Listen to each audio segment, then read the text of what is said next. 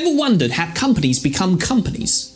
You know, those giants of industry, the tech startups, the corner shops on your street, they all started somewhere, with a dream and a whole bunch of paperwork.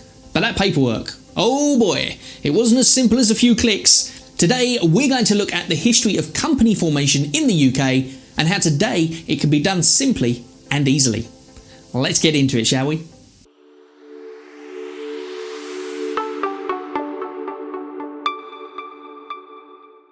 Hello there, my name's Ian from Your Company Formations, where forming your company is smoother than a freshly baked scone. Delicious. So let's rewind the clock a few centuries. Back in the day, forming a company was a right royal affair.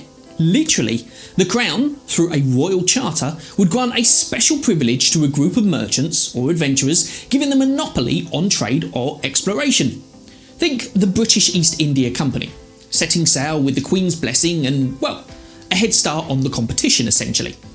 Now, a royal charter wasn't exactly a walk in the park.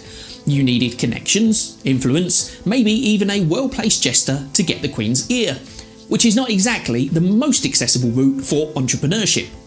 Fast forward a few hundred years and things started to change. The Industrial Revolution brought a surge in business, but the legal framework for forming them was still a tangled mess. People were stuck with partnerships or unincorporated companies, which meant your personal assets were on the line if your business went belly up. Not exactly an incentive for innovation. Imagine lugging massive amounts of paperwork every time you wanted to start a business.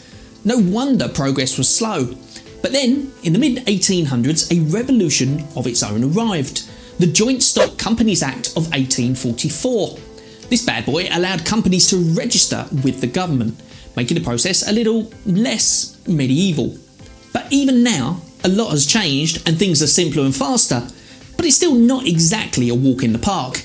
The paperwork is still daunting and the regulations complex.